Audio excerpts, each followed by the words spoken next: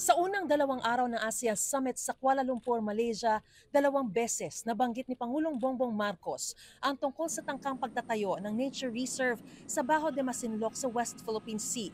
Una, noong ASEAN-US Summit, kung saan kasama si US President Donald Trump.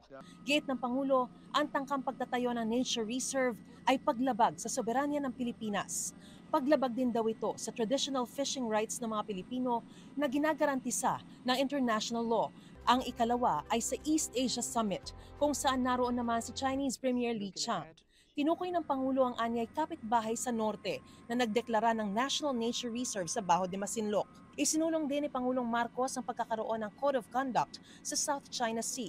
Nabanggit din ng Pangulo sa East Asia Summit ang mga insidente sa West Philippine Sea kung saan nalagayan niya sa peligro ang mga Pilipino, maging mga barko at aircraft ng Pilipinas. Ayon naman sa Chinese Foreign Ministry, ang pag-uudyok nila ng mga Pilipino ang pinagmumulan ng tensyon.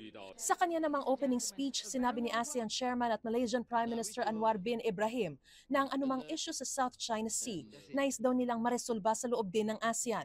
Sa ika-15 ASEAN-UN Summit naman kagabi, nanawagan ng Pangulo sa mga kasapi ng ASEAN at United Nations na itaguyod ang isang agenda ng pag-unlad na walang maiiwan at nagbibigay dangal sa lahat.